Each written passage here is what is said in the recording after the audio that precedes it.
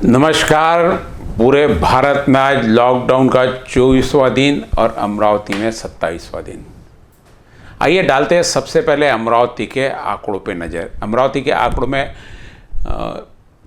Corona positive की संख्या में अभी तक कोई बढ़त नहीं है। हाँ, सैंपल लिए जा रहे हैं, थ्रोट स्वैब लिए जा रहे हैं, लेकिन जितने भी उनके रिजल्ट्स आ रहे हैं सारे के सारे निगेटिव है। मात्र 5 हमारे यहाँ के कोरोना मरीज अभी तक पाए गए हैं। जो आखिरी टेस्ट पॉजिटिव आया था वो 11 तारीख को आया था। 11 तारीख के बाद में 14 दिन यानी 25 तारीख तक 14 दिन पूरे उनको आखिरी पॉजिटिव आने को होंगे।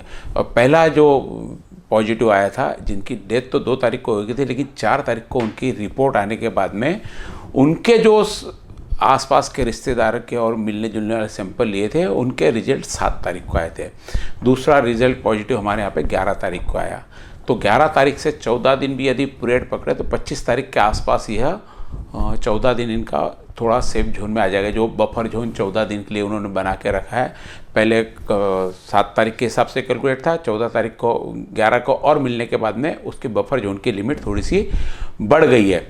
तो अभी आज की स्थिति ऐसी है कि 4965 लोगों का टोटल अभी तक जांच की गई और उसमें से 502 लोगों के थ्रोट स्वैब लिए गए टोटल अभी तक। यानी इसमें कल के 440 और आज के मिला के ऐसे 502 हो गए।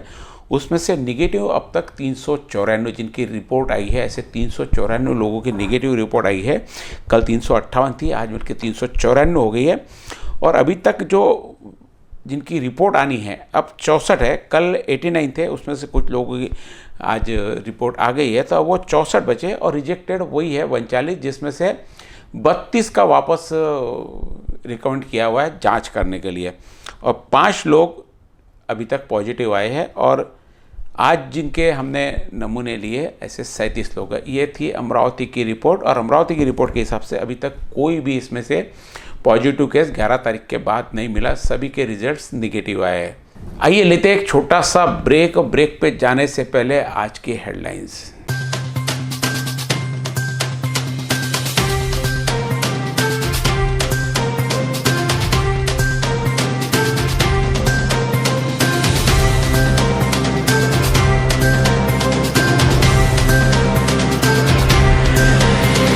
ये थी आज की हेडलाइन और समाचार देखेंगे विस्तार से। उसके पहले आपको पूरे विदर्भ के बारे में आज जानकारी दे दूं कि विदर्भ में आज क्या हुआ।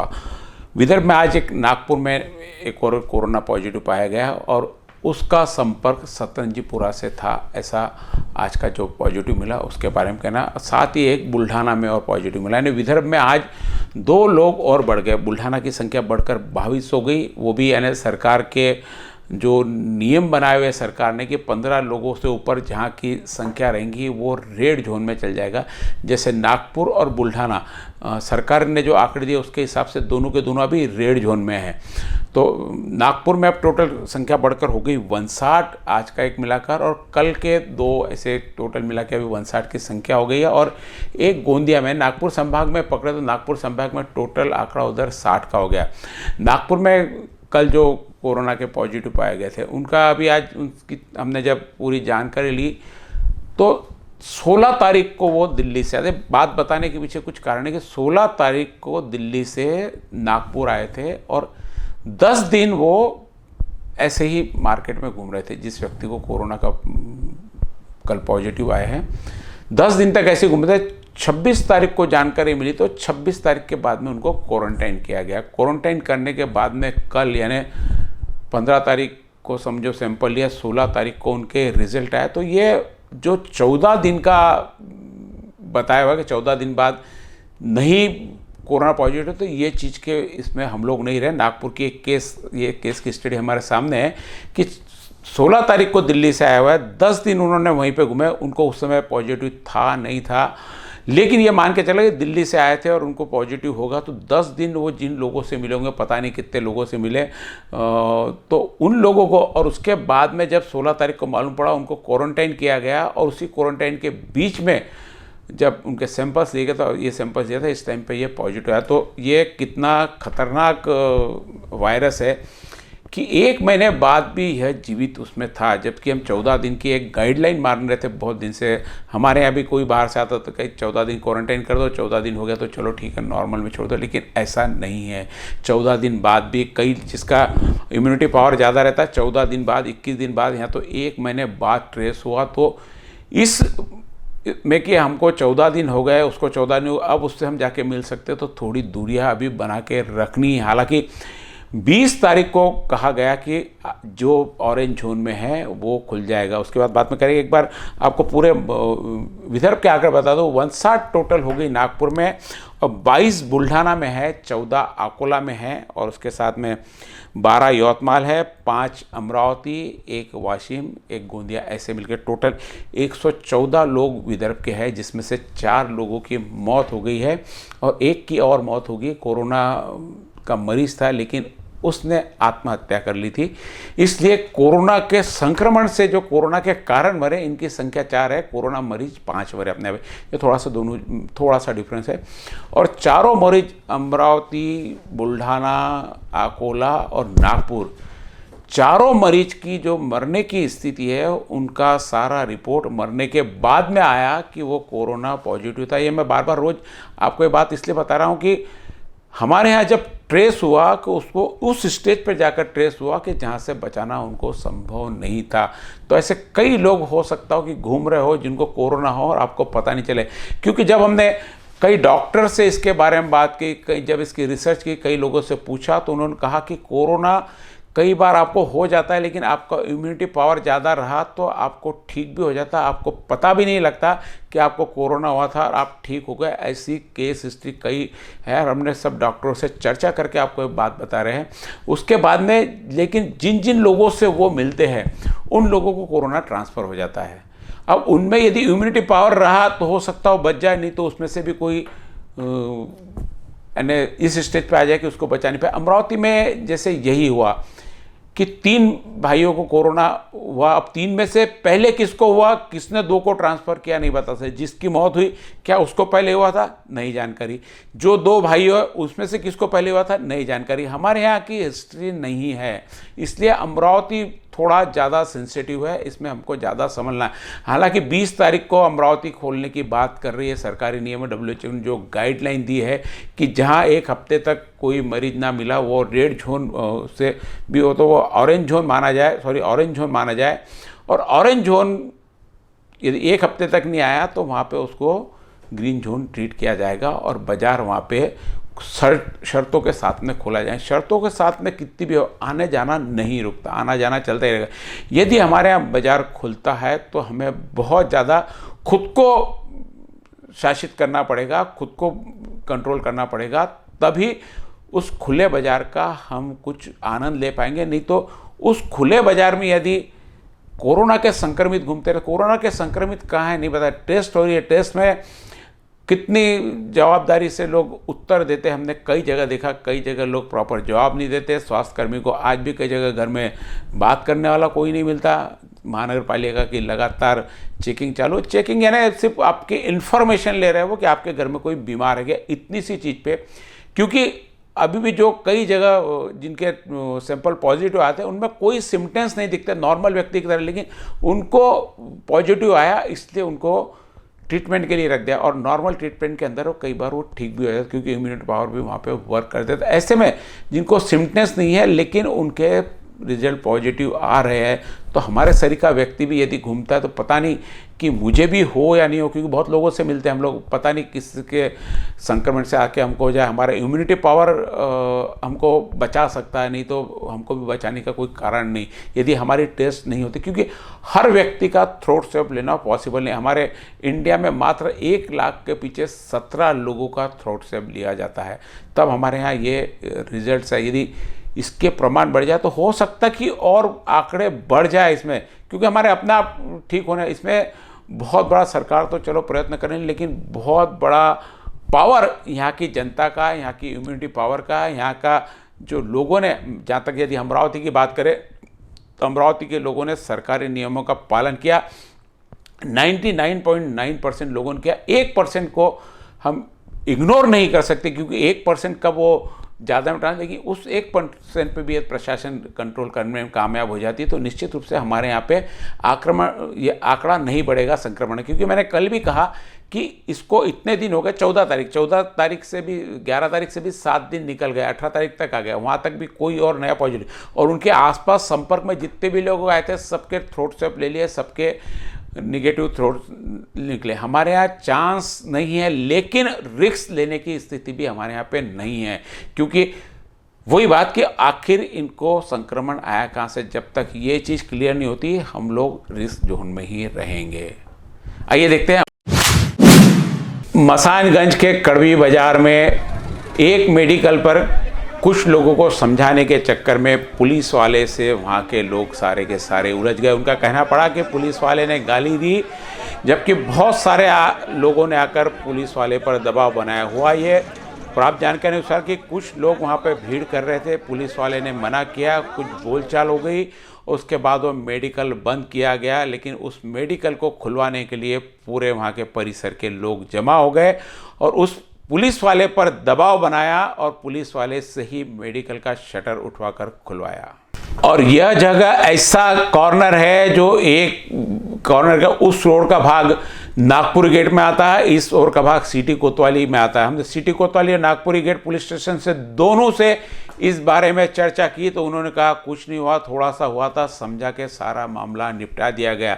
जबकि भीड़ बता रही है कि कितनी तादाद में वहाँ पर लोग जमा हो गए थे, लेकिन दोनों ही पुलिस स्टेशन से जानकारी नहीं मिल पाई। पुलिस वाले यह बात क्यों छुपा रहे हैं यह तय नहीं हो पाया, ना ही पता लग पाया कि एक्चुअल में क्या हुआ। ये तो वहाँ के जो लोग थे उन्होंने कहा कि ऐसा ऐसा हुआ, हकीकत क्या है यह तो पुलिस ही बताएगी।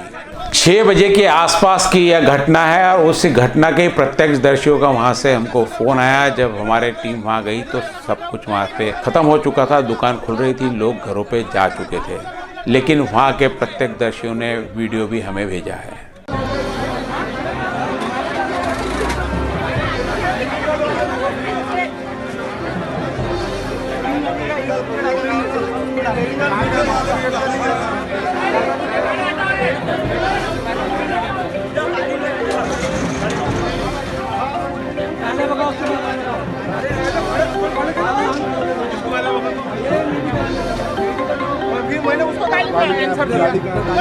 ये गाड़ी है गाला देने का अधिकार इसको है, तो गाला का नहीं है। अरे अधिकार नहीं है।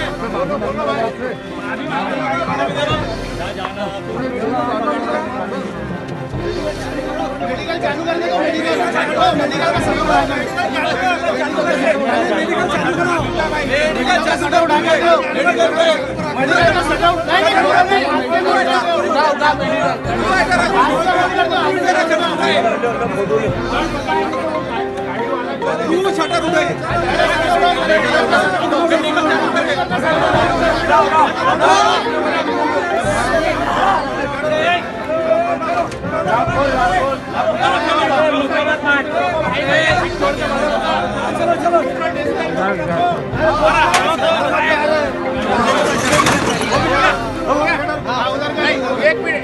एक गेट शटर बोला ना, नहीं बंद कर रहा है।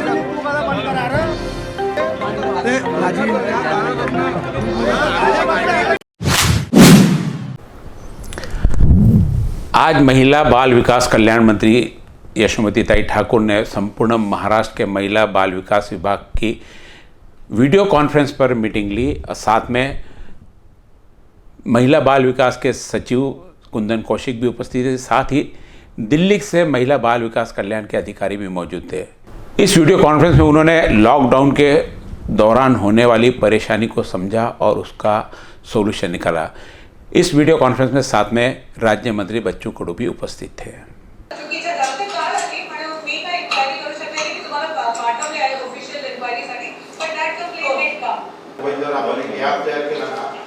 तर तो कुठं गेला दिवसभरात, कोणाकडे गेला, कोणाच्या संपर्कात येतं ते पण आणि सगळ्यांसोबत तुम्ही एक वेळा बोलून घ्या. If you can talk to them on Zoom, fantastic.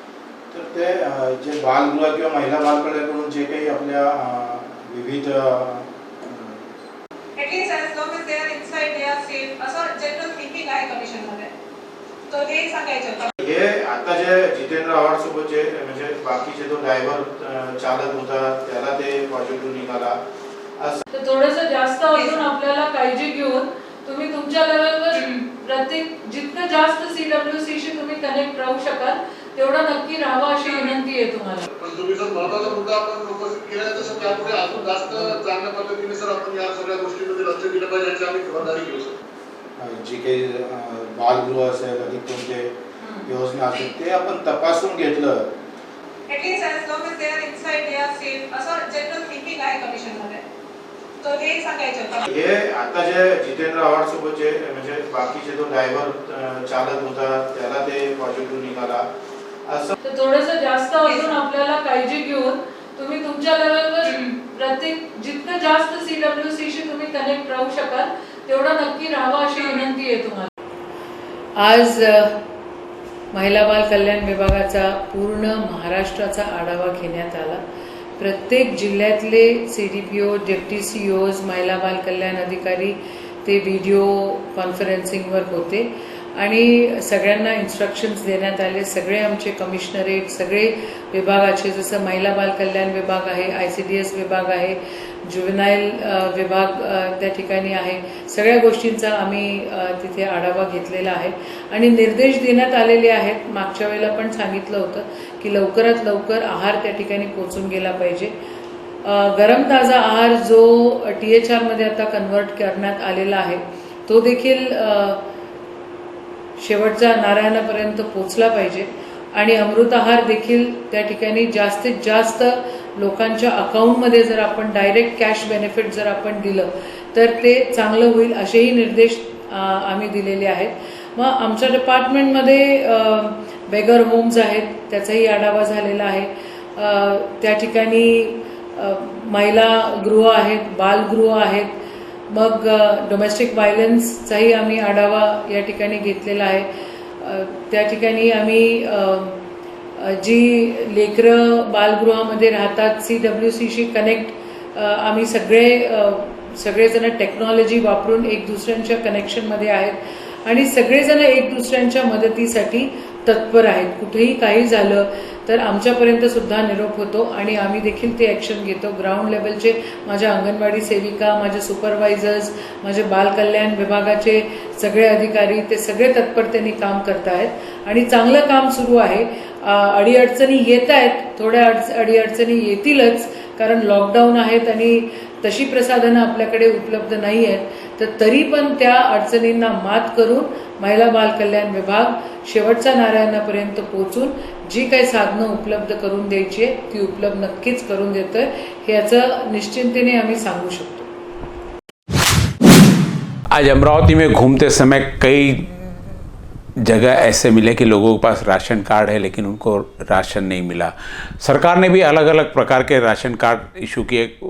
एक सफ़ेद राशन कार्ड है, पीला है और केसरी है. केसरी में भी कई विभाग राशन कार्ड के हैं, कई प्रायोरिटी वाले हैं जिसमें, और जो सादा राशन कार्ड है उसे किसी प्रकार का राशन नहीं मिलता. लेकिन उसमें भी अभी कई जगह हमसे मालूम पड़ा कि जिनके ऑनलाइन राशन कार्ड है सिर्फ राशन कार्ड उन्हीं को मिल रहा, ऑफलाइन वालों को ऐसा आदेश नहीं आया.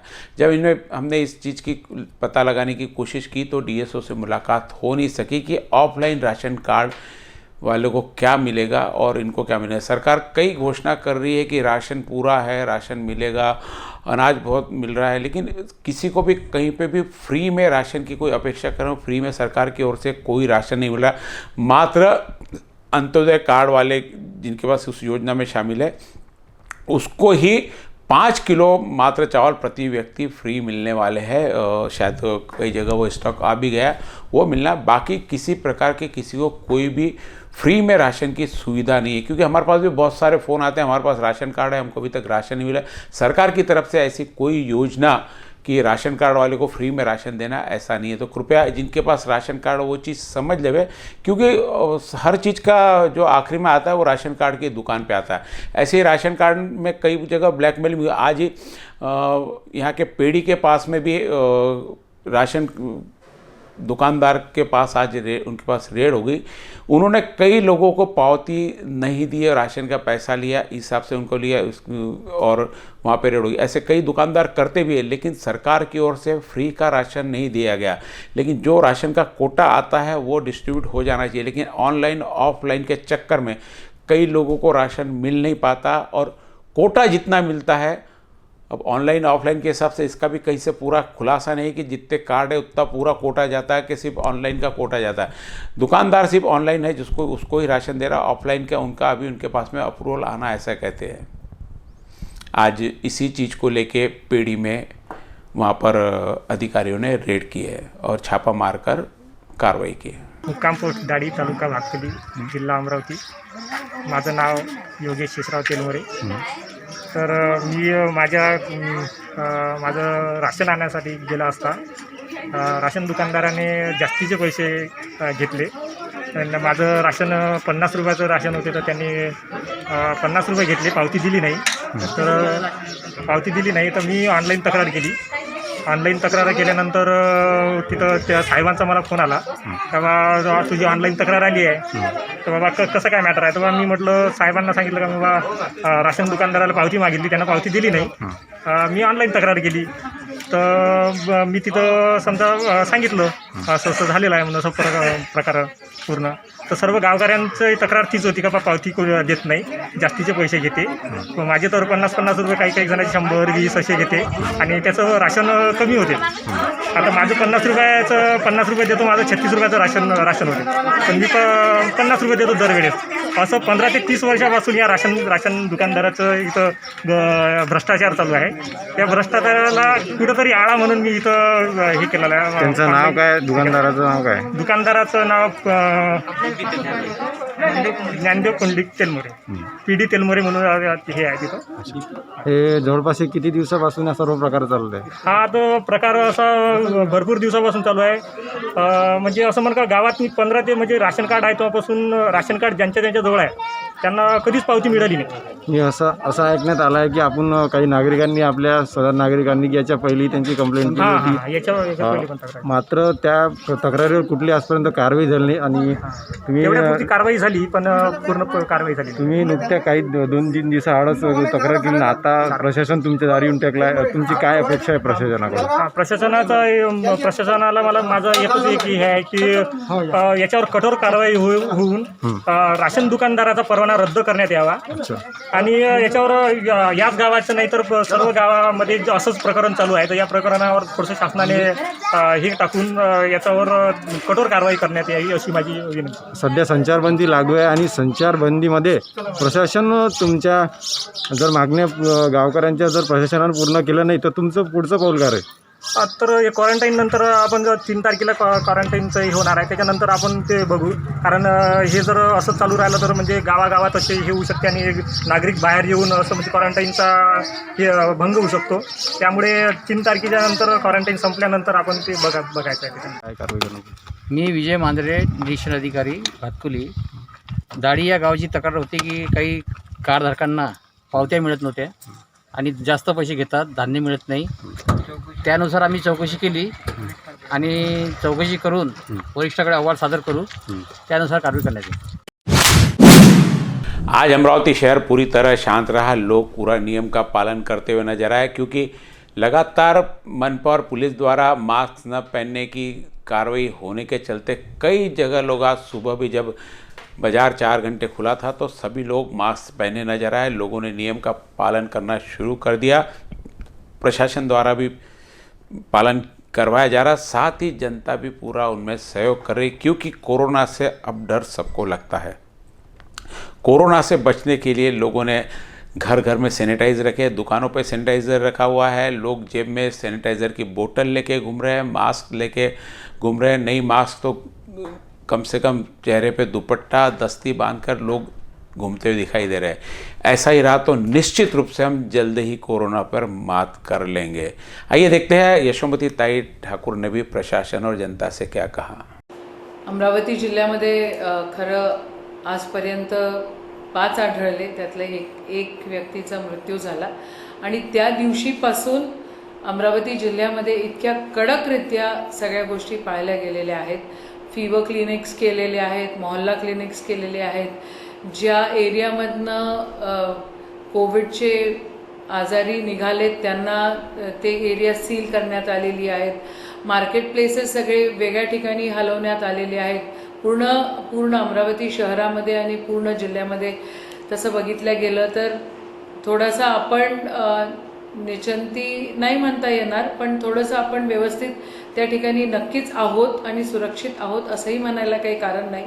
पण एवढं सगळं झालं असताना आपण जर थोडासा जर चुका केल्या तर मग कुठे त्या ठिकाणी आपलं नुकसान होईल. मला असं प्रामुख्याने म्हणायचं आहे की आता मोठा काळ निघून गेलेला आहे, थोडासा पिरियड अजून बाकी आहे. त्याच्यानंतर शासन प्रशासन काय निर्णय घेतं याच्याकडे आपलं लक्ष केंद्रित राहणार आहे. आपण थोडं धीराने सगळ्यांनी मिळून जर काम केलं आणि थोडंसं संयम अजून पाळला तर आपण ह्या युद्धाच्या काळापासून आपण खूप मोकळे राहू असंही म्हणायला काही हरकत नाही. काळजी घ्यावा, स्वतःची काळजी घ्यावा. फार गरज असेल तरच त्या ठिकाणी आपण घराच्या बाहेर जावा. स्वच्छता राखा. जे सिनियर सिटीजन्स आहेत त्यांनी अजून जास्त काळजी घेण्याची गरज आहे. कुठे अनइझी होत आहेत सगळेजण, मला कबूल आहे, पण आता संयम पाळल्याशिवाय दुसरं गत्यंतर नाही. म्हणून संयमी राहा, सुरक्षित राहा, स्वच्छ राहा, सुरक्षित राहा, घरी राहा, सुरक्षित राहा आणि स्वच्छता ठेवा आणि देशाला वाचवा. जय हिंद. आइए देखते हैं आज के अन्य समाचार. अन्य समाचार में आज अमरावती मराठी पत्रकार संघ ने हमारे अमरावती जिले के पालक मंत्री यशोमती ताई ठाकुर के पास पत्रकारों को आर्थिक सुरक्षा योजना के अंतर्गत शामिल करने का निवेदन किया और उसमें कहा गया कि जहां सरकार ने कोरोना वायरस से लड़ने वाले सभी योद्धा, जिन्हें सरकार योद्धा कहती है, जिसमें डॉक्टर्स आ गए, पुलिसकर्मी आ गए और साथ में सफाई कर्मचारी है, लेकिन जब पत्रकार भी जाकर फील्ड में उसी तरह काम करता है जिस तरह बाकी लोग काम करते हैं, इनको भी उसी जगह जाना पड़ता है जहाँ पर ये लोग जाते हैं. हर जगह पत्रकार उपस्थित होता है, लेकिन उसे किसी भी प्रकार की ना ही आर्थिक सुरक्षा है, ना ही किसी प्रकार की सरकारी सुविधा मिलती है. तो इन सब चीज़ों को देखते हुए पत्रकार का भी महत्वपूर्ण योगदान है इस कोरोना के युद्ध में, ताकि आपको हर जगह की बातमी घर बैठे पहुंचाते रहता है, ताकि आपको पता चल सके कि दुनिया कहाँ चल रही है. इसमें पूरा महत्वपूर्ण रोल जो पूरे लोकशाही का चौथा स्तंभ जिसको कहा जाता है उसका है. सरकार क्या कर रही है ये आप तक पहुंचाते, जनता क्या कर रही है ये आप तक पहुंचाते. उसके बावजूद जहाँ जहाँ आपको सुरक्षित रहना उसकी सूचना भी आपको बार बार पहुँचाता है. असुरक्षित क्षेत्र में खुद जाता है और आप तक सुरक्षा की सूचनाएं देता है. तो इन सब चीज़ों को देखते हुए पत्रकार को भी उसकी आर्थिक सुरक्षा मिलनी चाहिए. इसका निवेदन यशोमती ताई ठाकुर के पास आज दिया. विषयातले लोक काम करत आहे कोरोनामध्ये, आपल्याला माहितीच असेल. त्याच्यामधून पत्रकारांना आर्थिक सुरक्षेची घोषणा कुठूनच झाली आतापर्यंत, आणि पत्रकारांचं नावही घेतलं जात नाही, तो विषय वेगळा. पण आर्थिक सुरक्षेची घोषणा कुठून झाली नाही आतापर्यंत. तर आमची फक्त एकच मागणी आहे, आणि आमची तुमच्या माध्यमाने आमची मागणी मुख्यमंत्र्यांपर्यंत. ठीक आहे ना, मी आजच लिहिते पत्र मुख्यमंत्र्यांना. आणि 2 पत्रकार, टीव्ही पत्रकार संक्रमित झालेले आहेत, कोरोना संक्रमित मुंबईला. एकाचं डिक्लेरेशन सगळीकडे झालं, एकाचं डिक्लेरेशन झालं नाही. एक भोपाळ मध्य प्रदेशमध्ये झालेलं आहे. तो आपल्या राज्याचा विषय नाही. सांगायचं तात्पर्य प्रत्येक ठिकाणी होत आहे आता. आणि पत्रकार तुम्हाला माहीत आहे प्रत्येक ठिकाणी जाऊन राहिले संक्रमित एरियामध्ये, हॉस्पिटलमध्ये. हा, निदान फील्डवरच्या लोकांना तरी मिळालं पाहिजे. फील्डवर जे आहेत त्यांना तरी देण्यात आलं पाहिजे. ठीक आहे,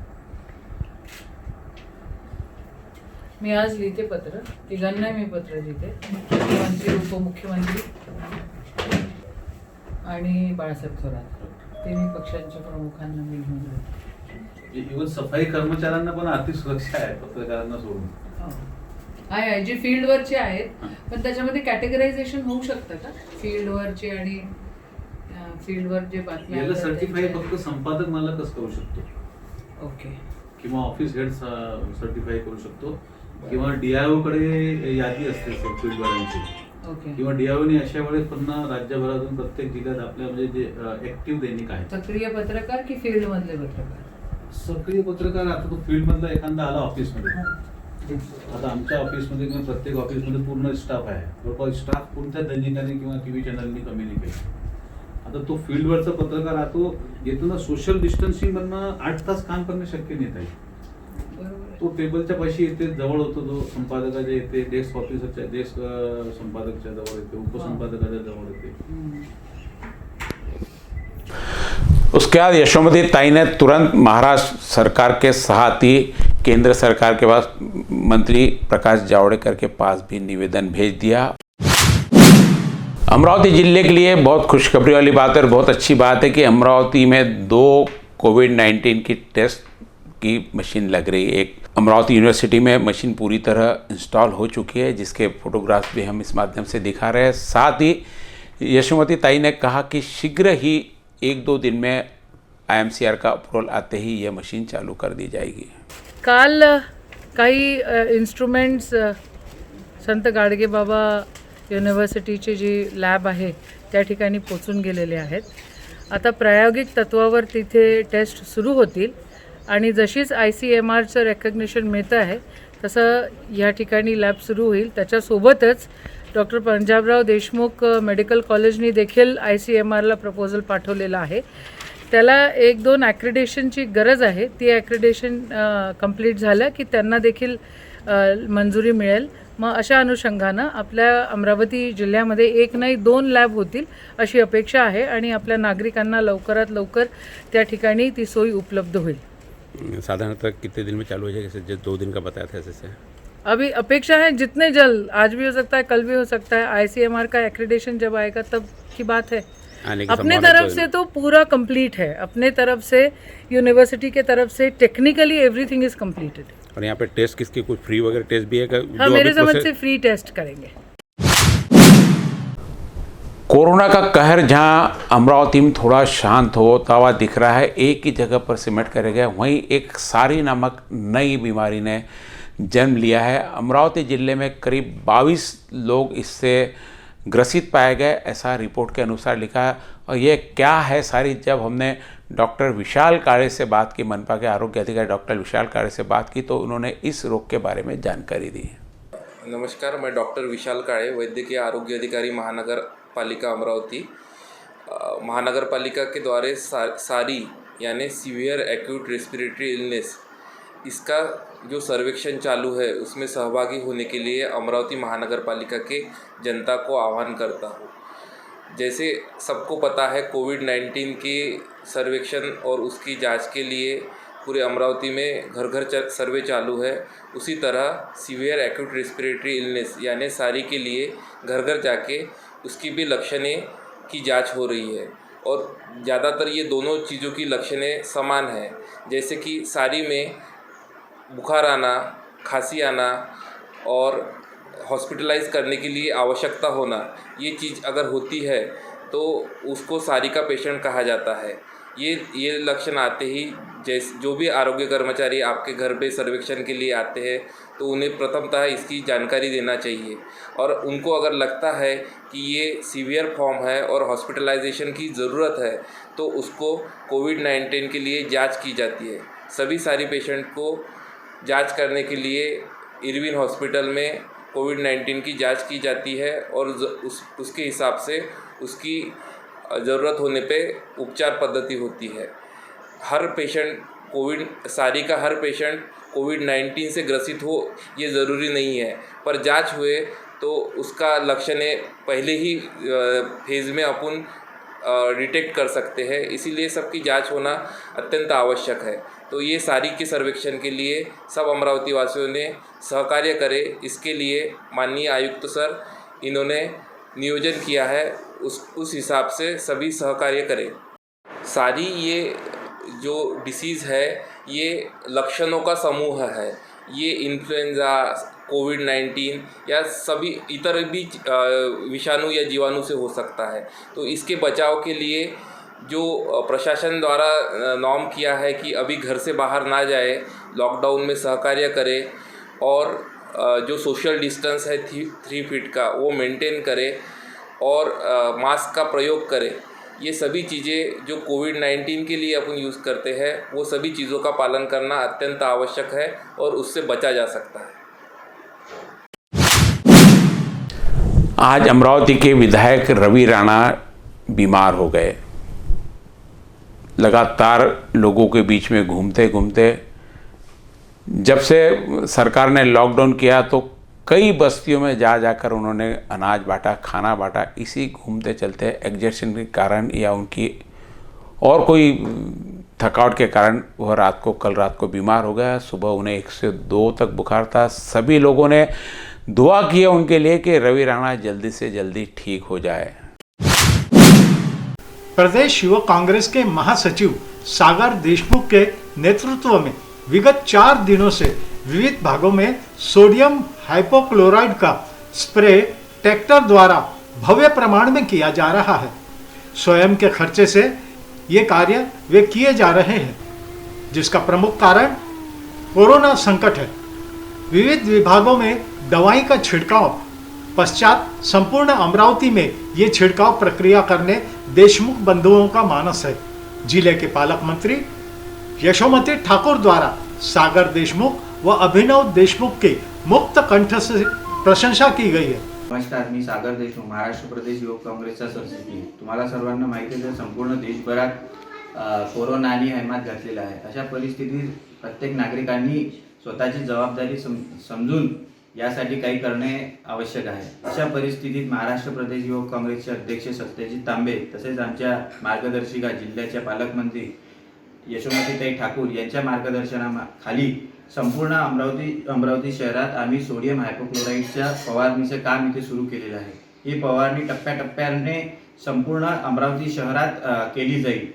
ही संपूर्ण फवारणी ही युवक काँग्रेस व खर्चाने इथे करून राहिली आहे, कारण की देशाला आज प्रत्येक नागरिकाची मदतीची अपेक्षा आहे आणि आशा आहे। त्या माध्यमातून युवक काँग्रेस द्वारा संपूर्ण शहरात ही सोडियम हायपोक्लोराइडची फवारणी केली जाईल।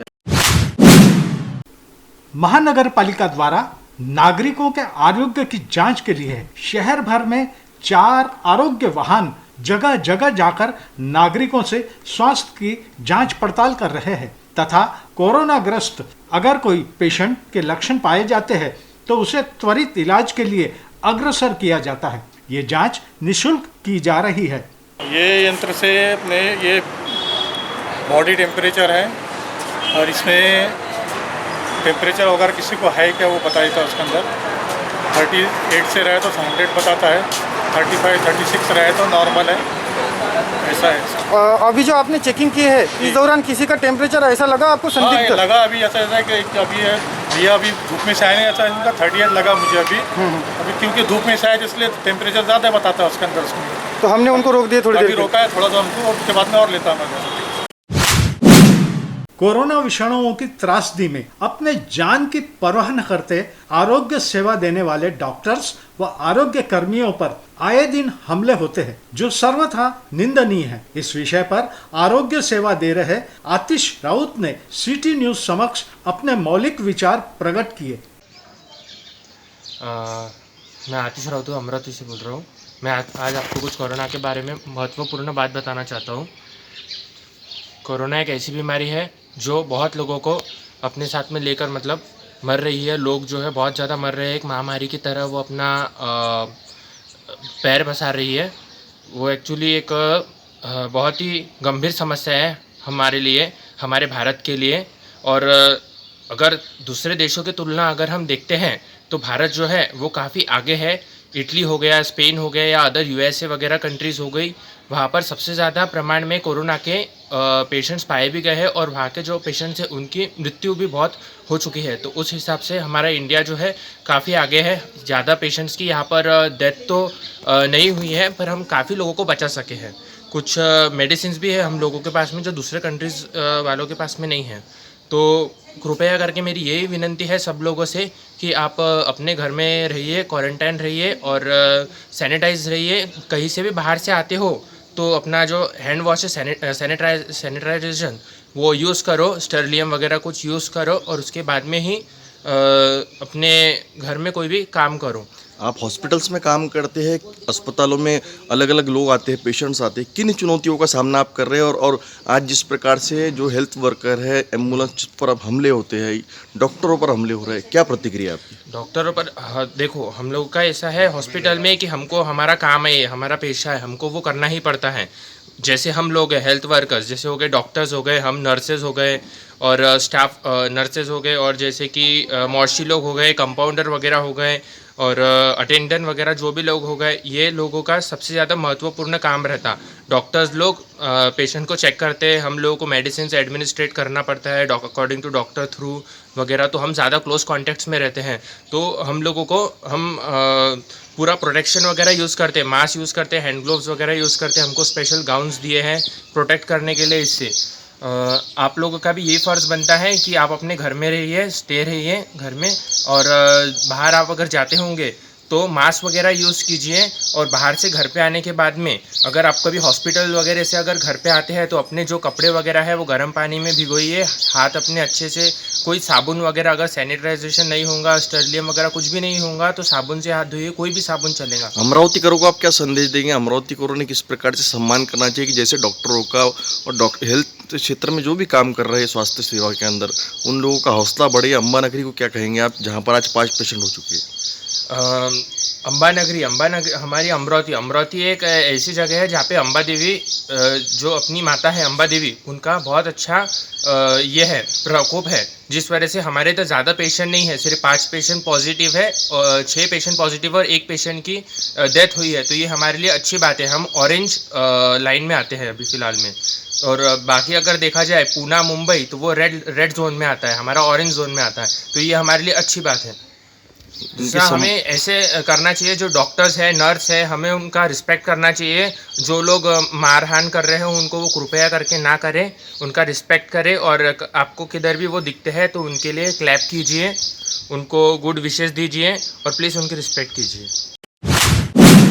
कोरोना विषाणुओं के दुष्प्रभाव से बचने के लिए नागरिकों के स्वास्थ्य की रक्षा के लिए शासन ने प्रमुख उपाय सुझाए, जिसके अंतर्गत मुंह पर मास्क लगाए, सार्वजनिक स्थान पर न थूके व सोशल डिस्टेंस बनाए रखते अपने घरों में ही रहे। किंतु शासन के लाख प्रयत्न करने पर भी, जानकारी होने पर भी मुंह पर मास्क न लगाना, सोशल डिस्टेंस कायम न रखना जैसे कृत्य सरेआम हो रहे हैं। इसका जीवंत उदाहरण प्रस्तुत है। ये कुर्बानी औकात नाही आहे कोणाची, आमची कोणाचीच नाही आहे। उद्या सकाळपर्यंत तुम्ही बाय वाटतं, ठीक आहे, हा 2 लेखन हे तिथं येतो गाडीत अंदर नाही, मला रोज कामाला लागते। इन लापरवाहों के नादानी का खामियाना सामान्य नागरिकों को भरना पड़ता है। ये उन्हें किस तरीके से समझाया जाए, यह प्रश्न चिन्ह है। कोरोना विषाणु के प्रादुर्भाव से लॉकडाउन लगा है। न मजदूर मजदूरी को जा पाते हैं, न व्यापारी व्यापार को, न विद्यार्थी स्कूल कॉलेज को। सारे काम ठप पड़े हैं, सब दूर बंद का आलम है। हाथ मजदूरी से पेट पालने वालों की अन्न विहीन अवस्था देखते अनेक सामाजिक संस्थाएं अन्न वितरण में लगी है। उसी तर्ज पर बाम्बू गार्डन वडाली विभाग में महेश मोहन शेरवाणे ने अपने पिता की पावन स्मृति में अन्न धान आदि का वितरण करीब 300 लोगों को सोशल डिस्टेंस रखते और मास्क लगाकर किया। मेरा नाम राजू सावरकर, मैं परिवार पूरे में रहता हूँ और हमारे यहाँ पे इस महामारी की वजह से बहुत ही स्लम एरिया है, किसी के पास खाने के लिए अनाज नहीं है, कुछ नहीं है। इसके कारण हमारे जो साले जी है महेश शेरवाने, समाज सेवक और युवक गट अध्यक्ष भी है, उन्होंने पूरे परिवार पूरे में मातंगपुरे में 200-300 लोगों को सोशल डिस्टेंसिंग रख के जो दान देना है सबको अनाज राशन दान किया है। और अभी भी इसके बाद में जिनके भी घरों में खाने के लिए अगर अनाज नहीं रहा तो वो भी देने की अभी हिम्मत रखते हैं। वो अभी अनुमति है। बहुत ज़्यादा से ज़्यादा गरीब लोग और बेरोज़गार है, उनकी वजह से उनके पास 2 वक्त की खाने के लिए भी अभी पैसे, ना अनाज ना राशन। गवर्नमेंट राशन दुकान पे जिनके पास राशन नहीं है उनको राशन नहीं दे रही। वो लोग कहाँ जाएंगे, किसको मांगेंगे? नगर सेवक, आमदार, खासदार कोई मदद नहीं कर रहा है। महेश शेरवाने ये सौ खुशी से सबको 300-400 लोगों को सोशल डिस्टेंसिंग रख के अनाज बांट रहे, एक पुण्य का काम कर रहे और अच्छी तरह से हम फर्ज निभा रहे।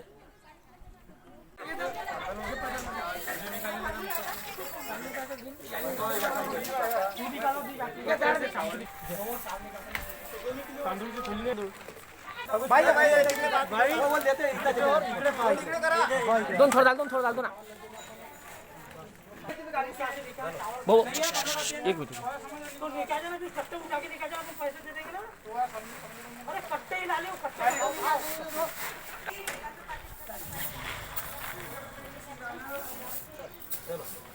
उसी प्रकार जरूरतमंदों को शासकीय नियमों का पालन करते बुधवारा विभाग में पूर्व सांसद अनंतराव गुड़े, पूर्व महापौर विलासराव इंगोले, समाज सेवक सुरेश रतावा व अन्य मित्रों संग जरूरतमंदों को अनाज वितरित किया गया।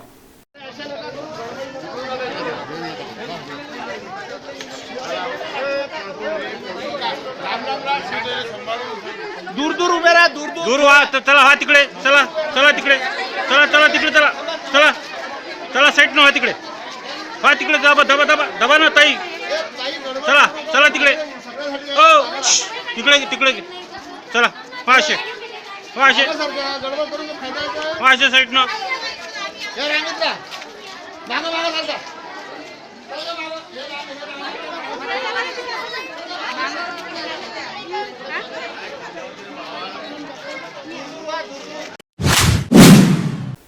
महानगर के पुरातन कड़बी बाजार यानी गौलीपुरा क्षेत्र जो मसानगंज के करीब है, वहां करीब 7-8 वर्षों पूर्व पुलिस चौकी हुआ करती थी जो सुचारू रूप से कार्यरत थी। आज भी वह जगह तो है, लेकिन पुलिस चौकी का वापर न होने से वहां के खिड़की, दरवाजे, पंखे, फर्नीचर, इलेक्ट्रिक फिटिंग सभी कुछ नदारद हो चुका है। मात्र जमीन और भवन शासन के होने से अब तक हयात है।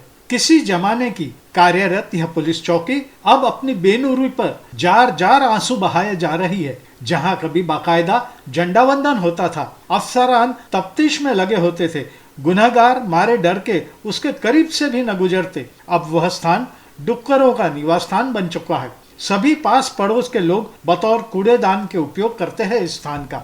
जुआरियों का व गंजेटियों का प्रिय स्थान बना है यह स्थान। बतौर शौचालय व मूत्रालय इसका उपयोग किया जा रहा है। पुलिस चौकी की शासन प्रदत्त यह जमीन का सही उपयोग हो, इस हेतु या तो इसे पुनर्जीवित किया जाए या किसी सामाजिक संस्था को समाज कार्य के लिए दिया जाए, ऐसी आम जनता की मांग है।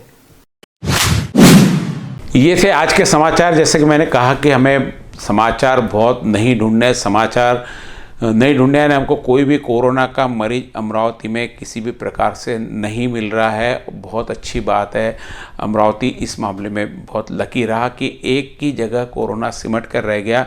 और आने वाले 20 तारीख को जैसा कि सरकार ने निर्देश दिया कि बाज़ार खुल सकते तो, लेकिन कई रिस्ट्रिक्शन बाज़ार में उसके साथ में होंगे। जैसे मैंने पहले कहा कि जिस जगह से कोरोना का आखिरी पॉजिटिव मिला वह 11 तारीख को मिला था। 11 तारीख से 14 दिन भी पकड़े तो 25 तारीख को वो बफर जोन का टाइम लिमिट ख़त्म होती है। यदि अमरावती खुलता भी है तो शायद बफर जोन को वहाँ पे सील ही रखा जाएगा, उतना एरिया सील ही रखा जाएगा, यानी सक्करसात और इतवारा बाज़ार का जो मार्केट है होलसेल का वह नहीं खुलेगा। बाकी जगह कुछ रिस्ट्रिक्शन और कुछ शर्तों के साथ में छूट दी जा सकती है। अभी सरकार की ओर से निर्णय आया नहीं है, लेकिन इसमें संस्थान, स्कूलें, कॉलेज नहीं खुलेंगे, थिएटर्स नहीं खुलेंगे, मॉल्स के बारे में अभी डिस्कस चल रही है। जहाँ भी बहुत ज़्यादा रश हो जाए किसी भी धार्मिक कार्य की परमिशन नहीं दी जाएगी, सामाजिक कार्य की परमिशन नहीं दी जाएगी। धार्मिक स्थल भी शायद नहीं खुलेंगे क्योंकि अभी पूरी तरह से मुक्त नहीं हुआ, इन चीज़ों पे बंदी रहेंगी।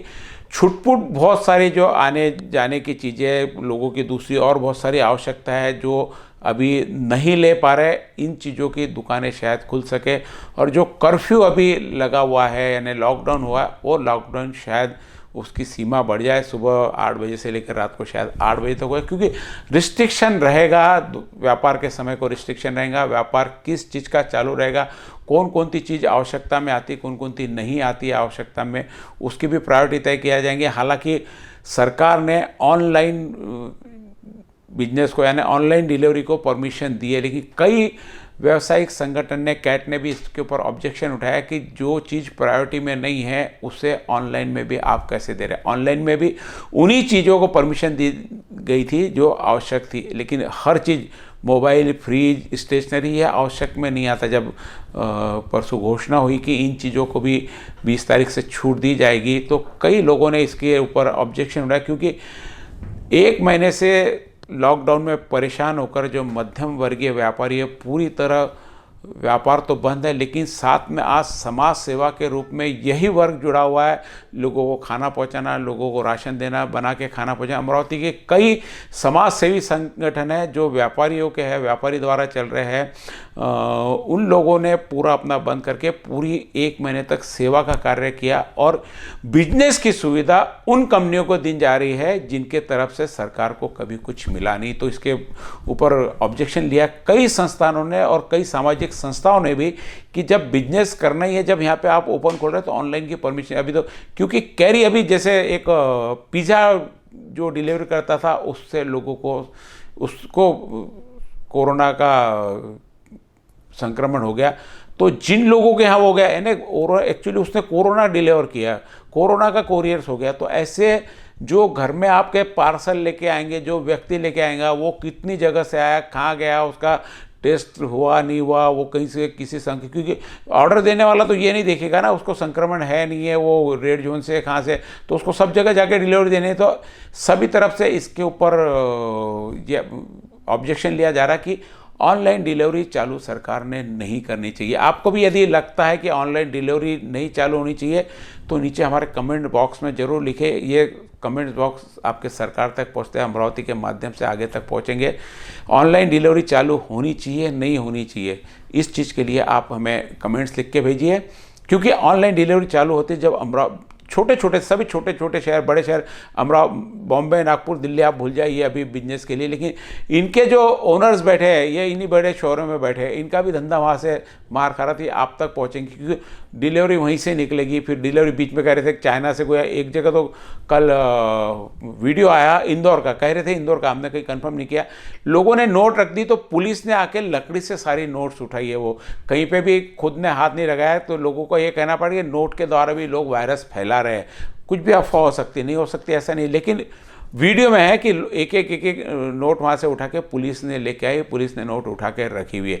तो ऐसा भी हो सकता। तो ऐसे समय ऐसी रिस्की चीज़ उठाना कि भाई घर पे जाके डिलीवरी, ठीक है, एक उसमें हो सकता है कि सोशल डिस्टेंस का पालन होगा, आप एक जगह जाके भीड़ करते हैं, वही आपके आके घर पे आके डिलीवरी, खाने की डिलीवरी घर पे अभी भी चालू है, जोमेटो द्वारा चालू है, दूसरे के द्वारा चालू, तो वो भी डिलीवरी के माध्यम से होगा। लेकिन ये डिलीवरी के माध्यम थोड़ा रिस्क जोन में भी जा सकता है, इसलिए लोगों का इस पर ऑब्जेक्शन है। आपका इस पर क्या कहना है हमें ज़रूर लिख भेजिए। ये थे आज के समाचार।